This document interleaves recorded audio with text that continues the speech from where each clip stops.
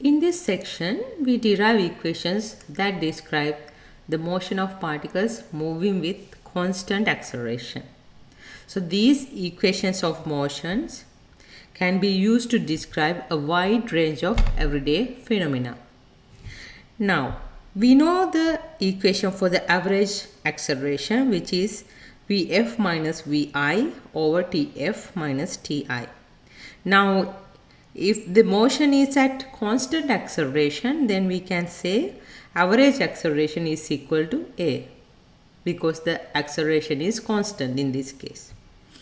And if we let V final to V and V initial to V naught, T final to T and T initial to 0, then by substituting those, we will get A equals to V minus V naught over T minus 0.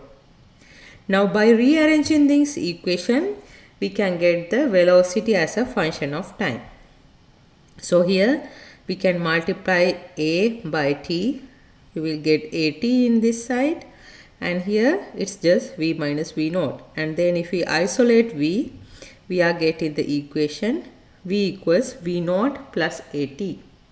So this equation is known as velocity as a function of time.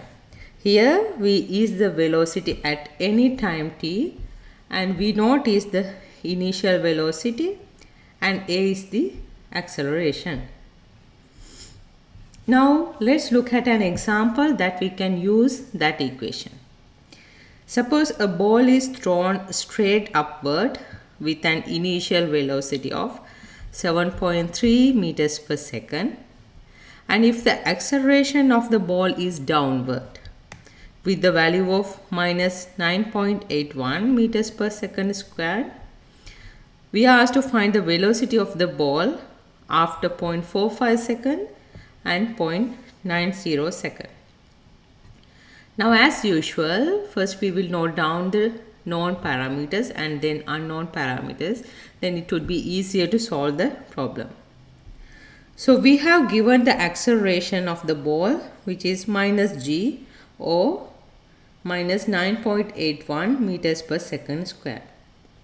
And the initial velocity is given, which is V naught according to our equation. It is 7.3 meters per second.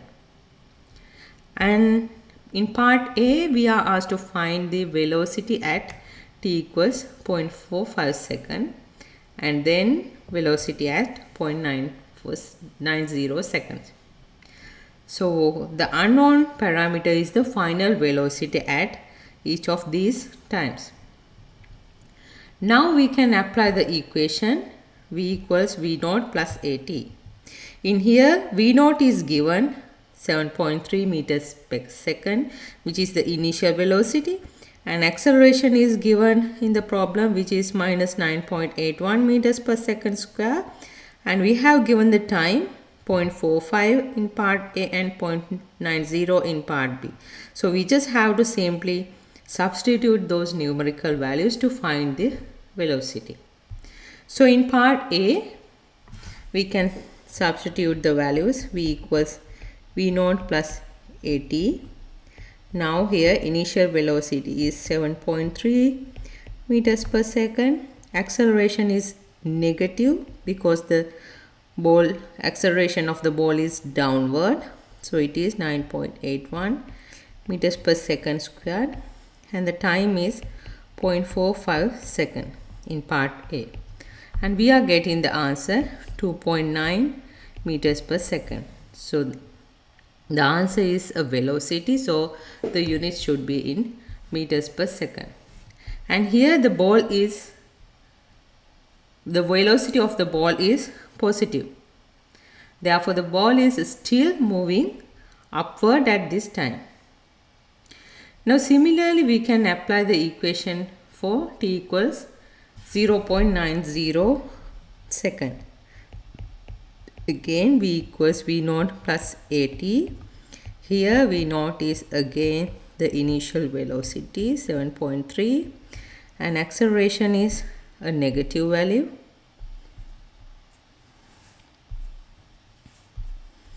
So it is minus 9.81 meters per second squared, and this time is at 0.90 second. So by solving these values, we are getting the answer 1.5 meters per second. And now the velocity of the ball is negative. So the ball is moving downward at this time. So the ball's path is, it starts from initial velocity of 7.3 meters per second, and then it moves upward and then moves downward. So that is the path when you throw a ball upward. Now let's see how far does a particle move in a given time if its acceleration is constant. We are going to derive another equation. Now we know the average velocity equation, which is delta x over delta t, displacement over time. Now again, let's consider the final position is x and initial position is x naught, and final time is t and initial time is 0. So by using those values, we are getting xf is x, xi is x naught, tf is t, and ti is 0. Now again, by rearranging this equation, we can multiply average velocity by t, and then we are getting v average t equals x minus x naught, and then we can isolate x. So we are getting the equations x equal x naught plus v average t. Now what is the average velocity? So we can find the average velocity in terms of the initial and final velocity. Here the velocity changes linearly. Why? Because the acceleration is constant. In the velocity versus time graph, the slope represents acceleration. Because we are considering the constant acceleration motion, because of that the velocity changes linearly. Now at t equals 0, initial velocity is v naught, and at t equals t, velocity is v.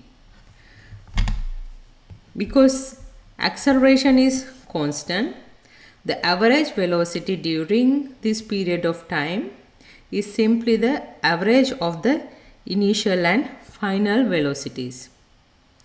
That is the sum of the two velocities divided by 2. By substituting this expression in the v average value, we can get x equal x naught plus v average is half v naught plus v times t. And this equation describes position as a function of time and velocity. Notice that this equation does not depend on acceleration. Now again, let's see another example involving the position equation.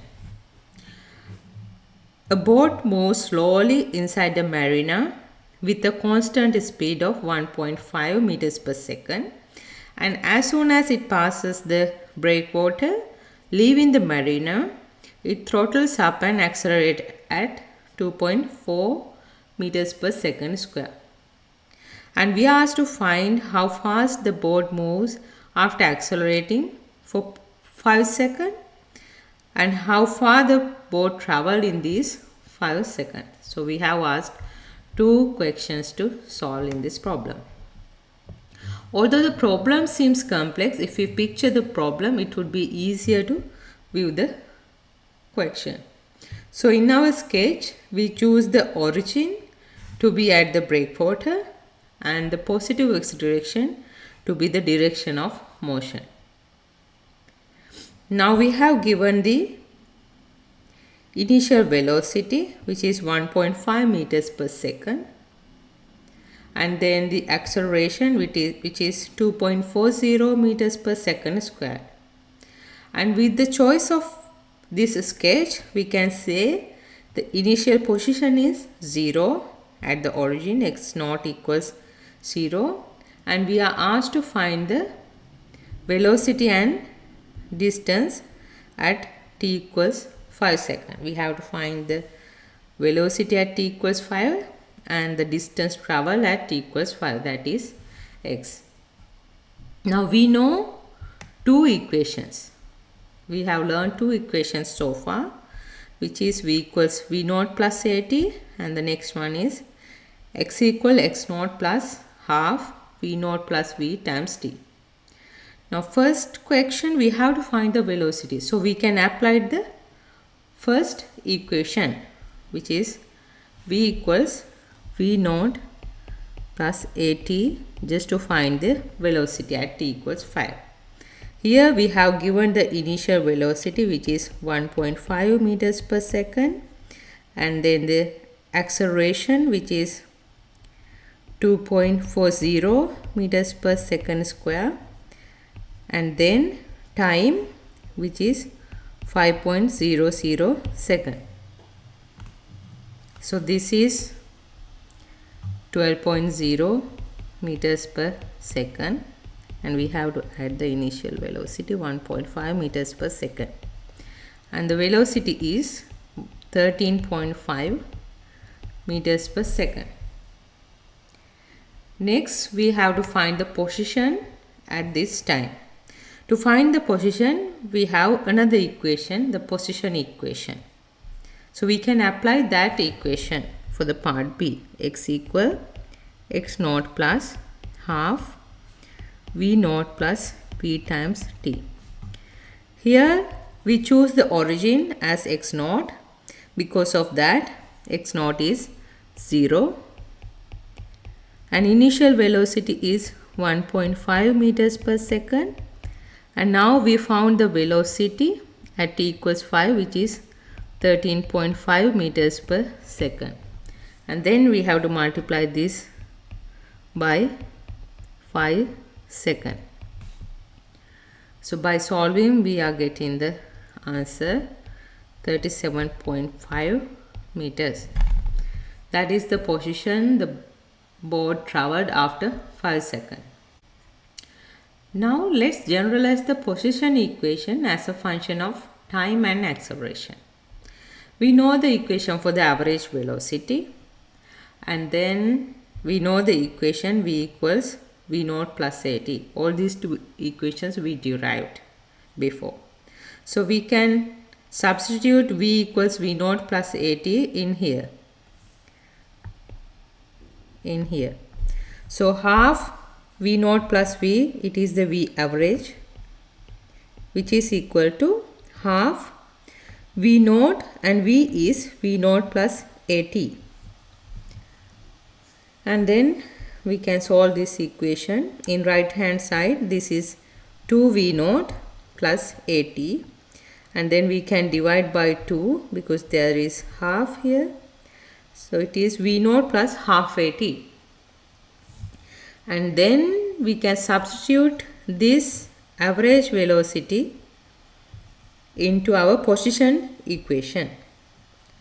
So in position equation, instead of half v naught plus v, we can substitute this value. So we are getting x equal x naught plus v naught plus half at times t. And then by rearranging this equation, we get the position equation as x equal x naught plus v naught t plus half at squared. This equation is we called as position as a function of time and acceleration. Now let's look at an example that we can use those equations. A drag racer starts from rest and accelerated at 7.40 meters per second square. And how far has it traveled in 1 second, 2 seconds and 3 seconds? So we have asked to find the distance x at these times. So it's always easier to picture the problem. So here we choose the origin at the starting point, which is at x equals 0, and we know the velocity, initial velocity is 0 because it starts from 0 and t equals 0, and the positive x direction is to the right. Now what are the known parameters? We know the initial velocity, it is 0 because it starts from rest. And then the initial position is again 0 because we choose it as the origin. And we have given the acceleration, which is 7.40 meters per second squared. And now what are the unknown parameters?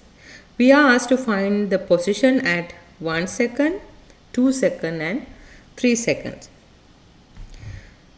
And we know three equations of motions up to now. The first one is the equation for the velocity, and the second and third one are both for the position. So now the second equation, there's a term velocity. Other than the initial velocity, we need the velocity at time t. But we don't know the velocity at time t. So because of that, we can't use this equation. So let's check this equation. For in this equation, again we know the initial position x naught, and we know the initial velocity, and we know the acceleration and the time. So we just have to simply substitute the numerical values to get the position. So before proceeding, just try it by yourself. Now in part A, t equals 1 second, we need to find the position. And we are applying this equation. So in here, x equal, initial position is 0 and initial velocity is 0 because it starts from rest, times t plus half a t squared. So this is 0 and this part is 0. So the position is given by acceleration and time. Now by substituting the values, we can find the distance. X equals half, acceleration is 7.40 meters per second square, and time is 1 second square. So the answer is 3.70 meters. Now in part B, we can apply the same equation. Again, the initial velocity is 0 and initial position is 0, and the equation becomes half a t squared. And we just have to simply substitute the values. Acceleration is 7.040 meters per second square. Now this time is 2.00 squared. So we are getting the answer 14.8 meters. And in part C, again we use the same equation and substitute the numerical values. So x is equal to half, acceleration is 7.40 meters per second square. Now the time is 3.00 second square. So the answer we are getting is 33.3 meters.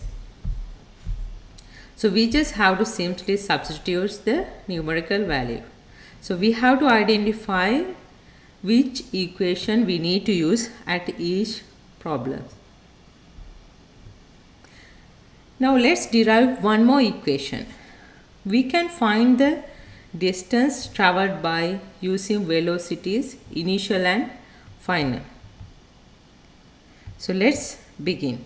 So in this equation, we relate the velocity at one position to the velocity at another position without knowing how much the time is involved. So the time is, if the time is not given, we can use the equation.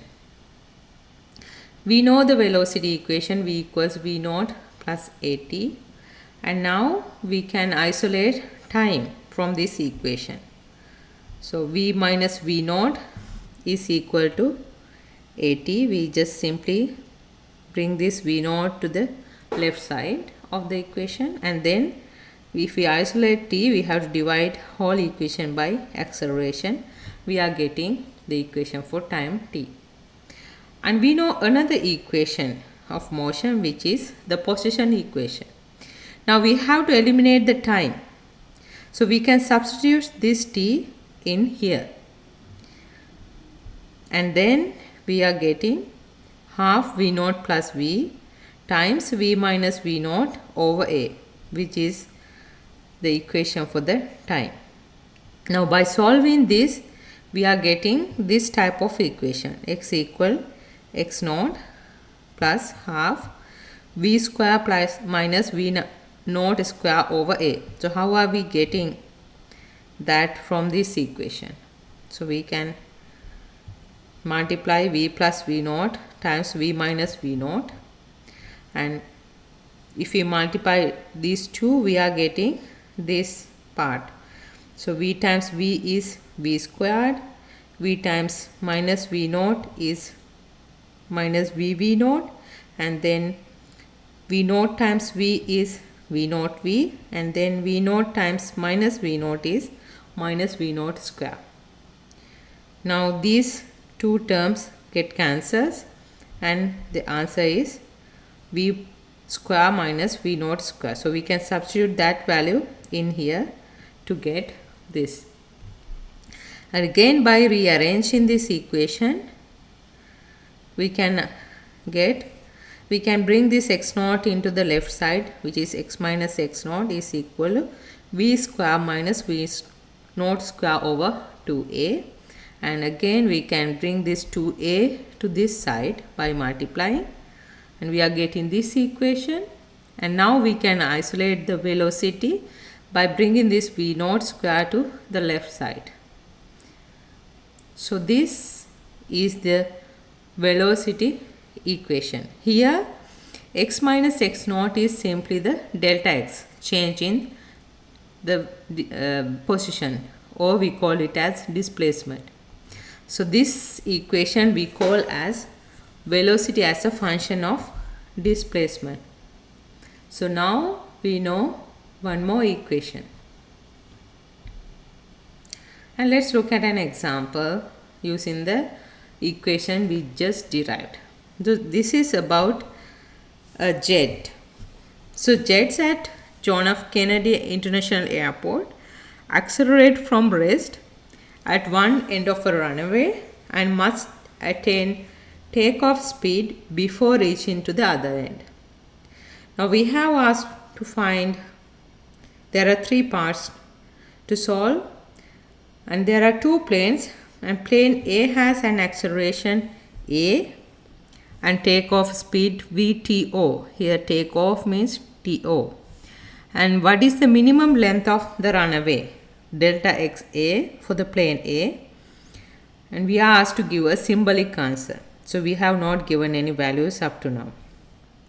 And in part B, again we have to do the same. So we have to find delta XB, but it says it takes twice the takeoff speed as plane A. And we have to find the length of the runway for the plane B and compare it with the plane A. And finally we need to find the minimum runway length for plane A if the acceleration and takeoff velocity is given. Okay. Now let's first picture the problem, and it would be easy to understand the question. So there's a plane which start from rest, because of that initial velocity is 0, and it accelerate, and the takeoff speed VTO, which is the final velocity in our problem. We need to find this distance, the length of the runway, which is delta x. And now we choose the positive x direction to be the direction of motion. And we have given the acceleration 2.20 meters per second square, and we note initial velocity is 0, and takeoff velocity, which is v, it is given as 95.0 meters per second. And the unknown parameters are delta XA and delta XB. For plane A we have to find the delta x, and for plane B again we have to find delta x. And now we know these equations. We have derived these equations of motion. So let's see which equations we need to find. So from this equation, from the final equation, we can isolate delta x, and which is equal to this equation. Delta x equals v square plus minus v naught square over 2 times a. So now we have given the v, that is the takeoff velocity, and v naught is the initial velocity, which is 0, and acceleration is given. So we simply have to substitute the value and get delta x. So first we need to find the answer in symbolic, in symbols. So in part A, delta x is v square minus v naught square over ta. For the plane A, it is equal to v takeoff velocity to squared, v naught is 0, 2 times acceleration. So it is vto squared over 2a. And for part B, again we can apply the same equation, but in here we have given for the plane B, takeoff velocity is twice the takeoff velocity of plane A. Because of that, it is 2 VTO. So by substituting this, we can get V square is 2 VTO squared minus 0 over 2A, which is equal to 4 VTO squared over 2a. These 2 get cancels, so it is 2 VTO squared over a. So that is delta xb. Now we have to compare this delta xb to delta xa. So delta xb, we got it as 4 VTO squared over 2a. So we can take out this 4 from the brackets. It is VTO squared over 2a, and this is delta xa. Because of that, it is 4 times delta xa. Now in the next part, we just have to substitute the numerical values. For delta xa, it is VTO squared over 2a, and we can substitute the VTO, takeoff velocity is given as 95.0 meters per second, and we have to square that value over 2 times acceleration is 2.20 meters per second square. So the answer is 2050 meters. Now let's summarize the equations we derived so far. These are named as the equation of motion. The motion with constant acceleration can be described by equations of motion relating quantities like position, velocity, time and acceleration. And here the equation related to velocity, time and acceleration is v equals v naught plus at, and the equation related to initial, final and average velocity is v average equals half v naught plus v. The equation related to position, time and velocity is equal to x equals x naught plus half v naught plus v times t, and the equation related to position, time and acceleration, which is x equal x naught plus v naught t plus half at squared, and the equation related to velocity, position and acceleration is v squared equal v naught square plus 2a times delta x.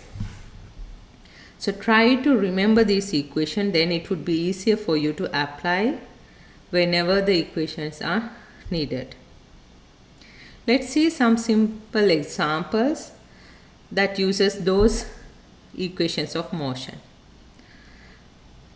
Read the first problem and try to solve the problem by yourself before proceeding to the answer.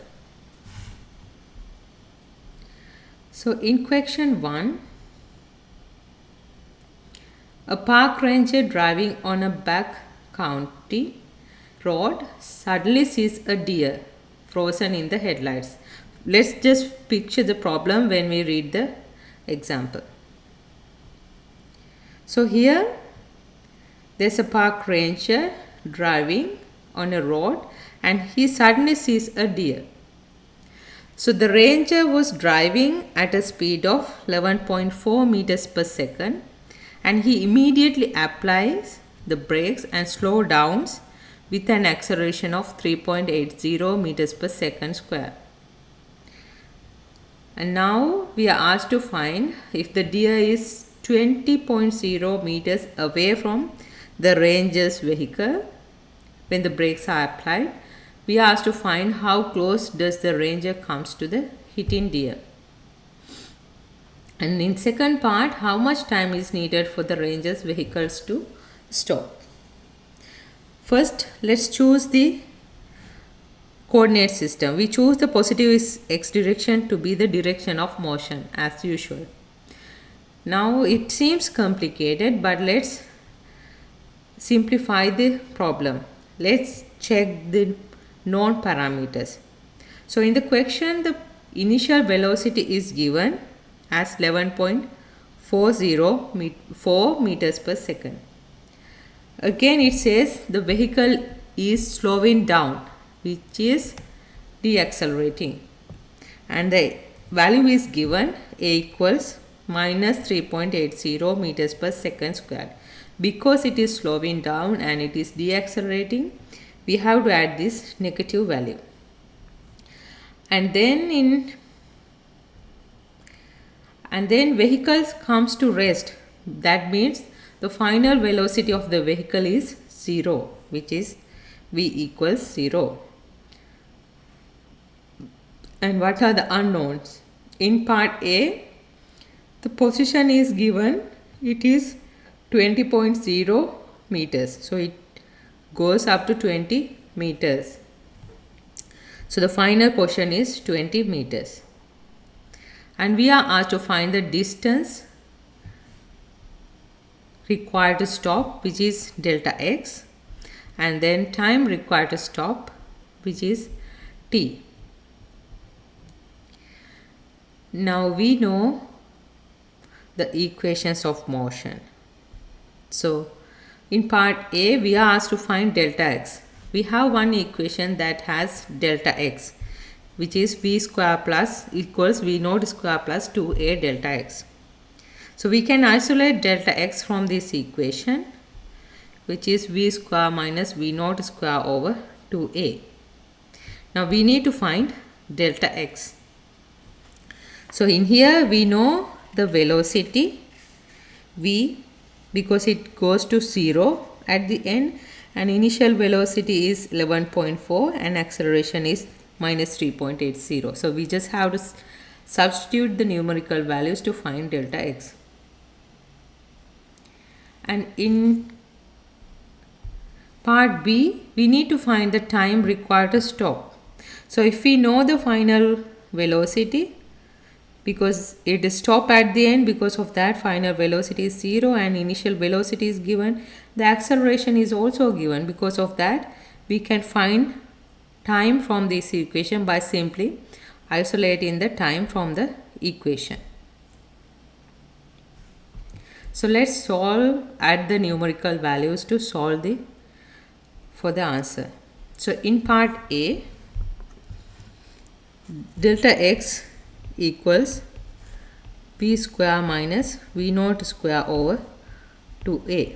Here the final velocity is 0, initial velocity is 11.4 meters per second square over 2 times minus 3.80 meters per second square. The answer is 17.1 meter. Now we can subtract delta x from 20 meters, because we have given the final position and as 20 meters to find the distance between the stopped vehicle and the deer. So it is 20.0 meters minus 17.1 meters, which is equal to 2.9 meters. Now in part B, we need to find the time required to stop. So it's simply this equation, we can substitute the value in this equation. So T is equal to V square,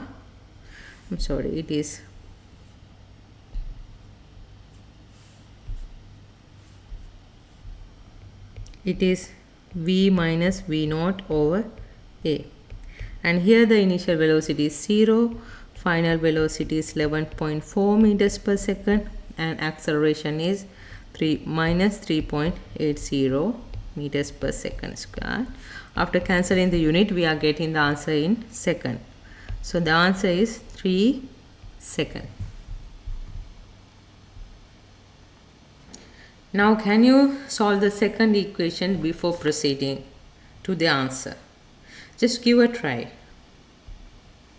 So the second problem is catching a speeder. The speeder is doing 40 miles per hour in 20 miles per hour zone approach a parked police car. Let's picture the problem. So the instant the speeder passes the police car, the police begin their pursuit. If the speeder maintains a constant velocity after that and the police car accelerated with a constant acceleration of 4.51 meters per second square, we are asked to find how much time does it take for the police car to catch the speeder and how far have the two cars traveled in this time, and what is the velocity of the police car when it catches the speeder. So now we choose the positive x direction to be the direction of motion. So the speeder car acceleration is 0 because the question says it maintains a constant velocity.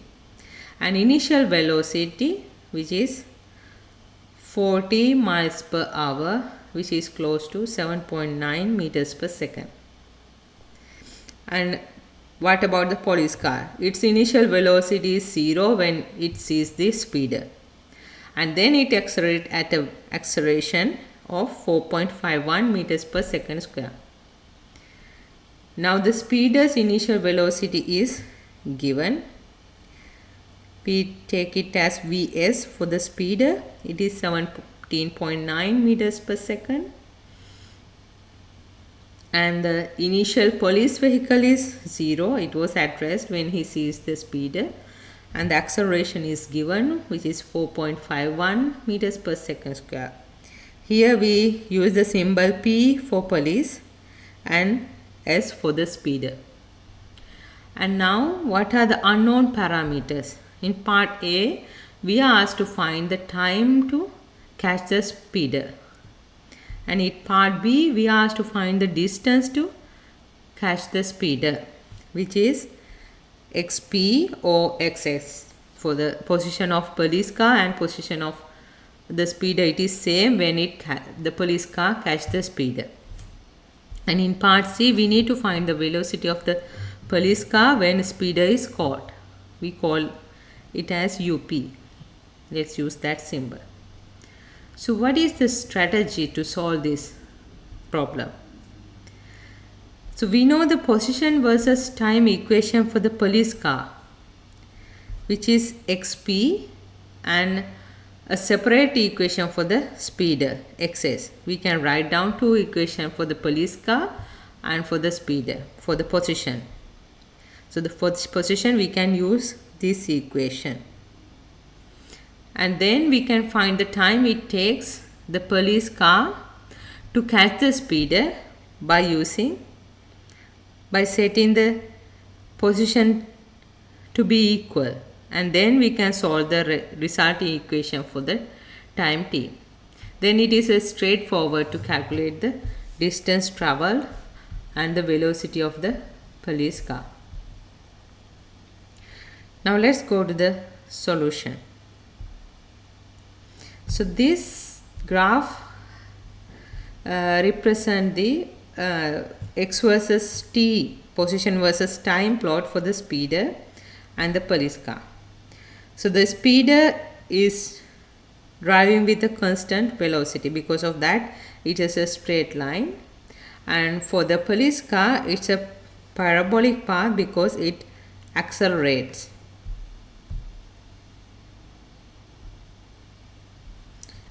Now let's find the answers. So in part A, we are going to use the position equation, which is x equal x naught plus v naught t plus half a t squared. And for the police car, we know the initial velocity is 0 and the acceleration is 4.51 meters per second square. And for the speeder, we know that initial velocity is equal to 17.9 meters per second, and he is using a constant velocity, so acceleration is 0. And now let's use this equation for the police car and for the speeder separately. For the police car, it is x naught is 0 and initial velocity is 0, half at squared. So the equation is just half at squared. And for the speeder, if we apply this equation for the speeder, the initial velocity is 0 and initial speed, the speeder has an speed of vs t plus half. It is not accelerating, acceleration is 0. So the position is simply velocity of the speeder times the time. Now let's set the position of the police car equals to position of the speeder to solve for the time. So xp equals xs, xp is half at squared and it is equal to velocity times t. Now from this equation we can isolate t.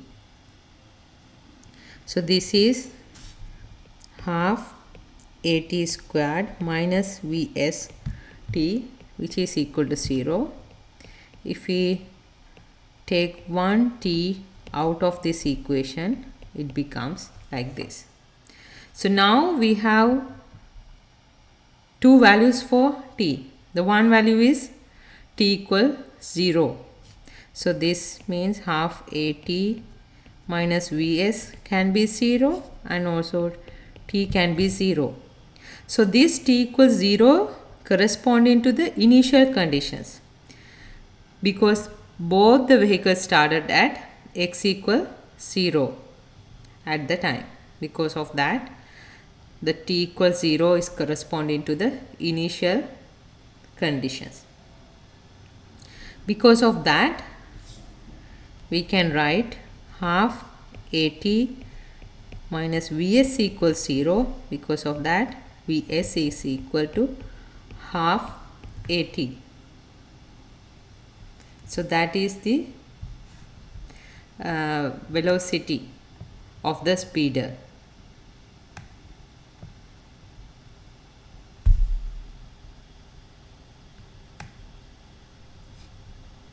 Now we can substitute the numerical values. We can isolate t from this equation. T is equal to 2 times vs over a, and by substituting the values, vs is 17.9 meters per second and acceleration is 4.51 meters per second square.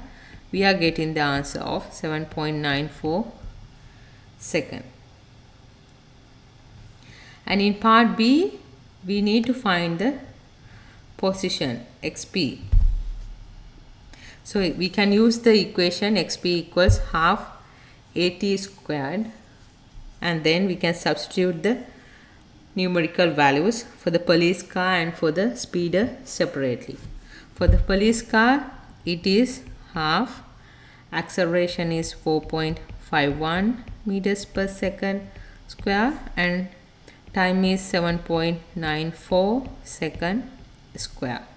Answer would be 142 meters. And for the speeder, it is simply the velocity times t.